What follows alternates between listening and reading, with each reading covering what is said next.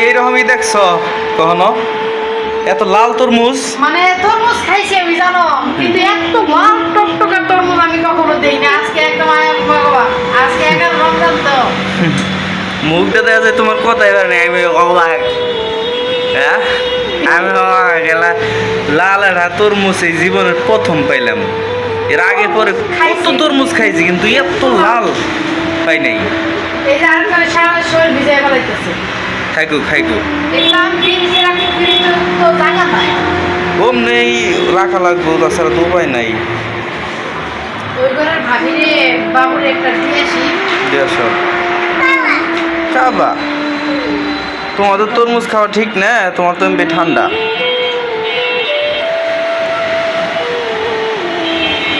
বাবা কেমন লাগে মা তোমার কাছে?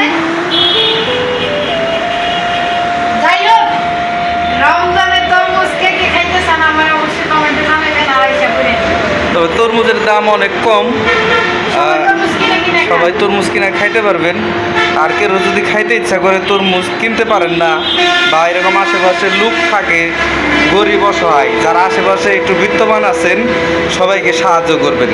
সবারই তো মন চায় যে এই রোজা রমজানের মধ্যে একটু তরমুজ কিনা খাওয়ার, কিন্তু যাদের সামর্থ্য নাই তারা হয়তো বা খাইতে পারে না। আর যাদের সামর্থ্য আছে তারা একটু তরমুজ তাদেরকে কিনে দিয়েন।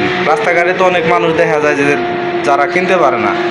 তো যাই হোক, সবারই খাইতে ইচ্ছা করে, সবাইকে খাওয়াবেন।